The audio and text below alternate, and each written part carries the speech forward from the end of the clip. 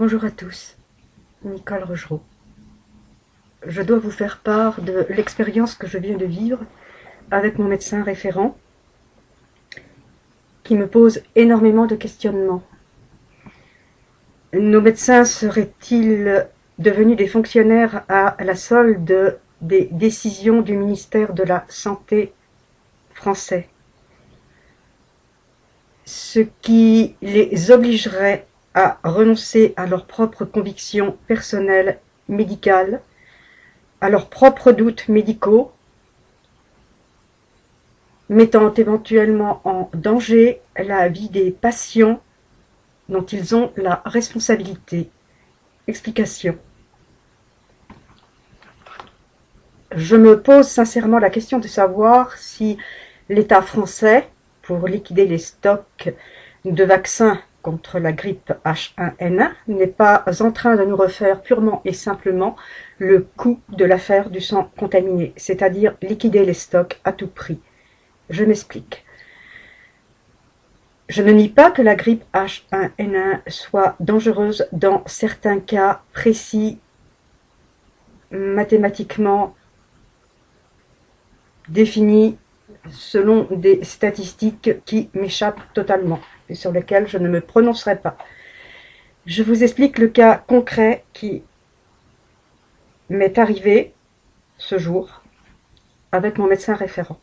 Je suis indirectement concernée puisque porteuse du virus C et de plus, ce virus ayant en lui des maladies auto-immunes, je ne peux me faire vacciner. Il y a un mois, mon époux, qui a déclaré tardivement une sclérose en plaques, il a 60 ans, a posé la question de savoir à son médecin référent s'il devait se faire vacciner et contre la grippe saisonnière et contre la susdite grippe H1N1. Réponse du médecin traitant. Pas question de vous faire vacciner en aucune façon avec la pathologie neurologique que vous êtes supposé avoir déclenchée. Pathologie démyélisante, voire éventuellement carrément une sclérose en plaques. Au jour d'aujourd'hui, alors que mon mari est retourné voir le même médecin traitant, ce dernier lui dit « Eh bien, il n'y a aucun danger à ce que vous vous fassiez vacciner. » Insensé, ubuesque, surréaliste. Les effets secondaires ont-ils disparu en l'espèce durant ce laps de temps d'un mois, remettant en cause l'intégrité intellectuelle, éthique et déontologique du médecin. Lorsque mon mari a demandé à ce médecin des masques de protection pour moi-même, le médecin lui a répondu « Hors de question de vous prescrire des masques, vous rendez-vous compte, cette ordonnance va être épluchée, je vais avoir un contrôle sur le dos, je n'ai pas reçu d'ordre concernant la prescription de masques. » La grande question que je suis en droit de me poser est qu'implicitement, le médecin a reconnu qu'il avait reçu des ordres pour un tout autre sujet, c'est-à-dire la prescription du vaccin H1N1. Pour preuve, il y a un mois, il était hors de question de le faire à mon époux, porteur d'une maladie dégénérative neurologique. Aujourd'hui, au contraire, il est recommandé de lui faire.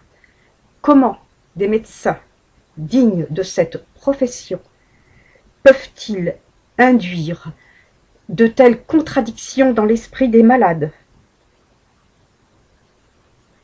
À l'inverse des certitudes qu'il semblait avoir il y a un mois. Je veux dire, l'état de mon mari n'a pas changé entre le mois dernier et ce jour présent.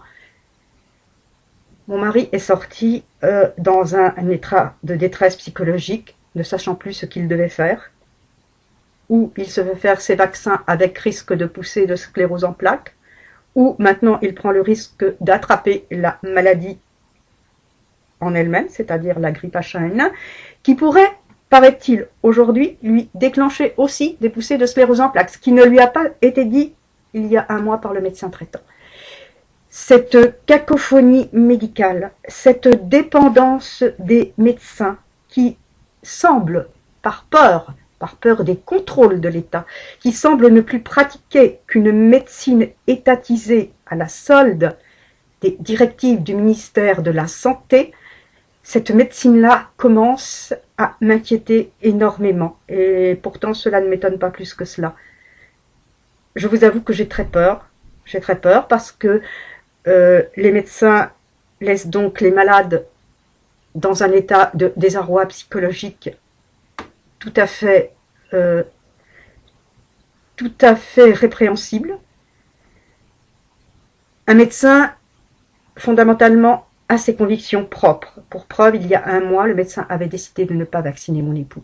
Aujourd'hui, il prend le risque de faire déclencher à mon époux, via certains effets secondaires méconnus ou inconnus, il prend le risque de lui faire déclencher des poussées de la maladie qu'il porte actuellement. Comment a-t-il pu, en un mois, renoncer à ses propres convictions? Je laisse cette vidéo et ce problème à vos propres questionnements. Je vous avoue, j'ai très peur. J'ai très peur que les médecins aient démissionné de leur liberté de prescrire, de leur liberté d'émettre des diagnostics. De surcroît, il semblerait que via cet esclavage intellectuel à l'égard du ministère de la Santé, ils pourraient mettre en danger la vie de leurs patients. Je vous avoue que j'ai très peur, je me sens mal à l'aise à travers cette histoire. Va-t-il falloir que les citoyens français se fassent soigner par leurs vétérinaires, par les vétérinaires de leur petite boule d'amour, de leurs animaux? Je me demande s'il n'y aurait pas plus de compétences dans cette profession pour la santé humaine. Je me pose la question, je fais du mauvais esprit à bon escient cette fois. Je trouve que ce qui est arrivé aujourd'hui à mon époux est relativement grave et je laisse ça à votre questionnement. Au revoir.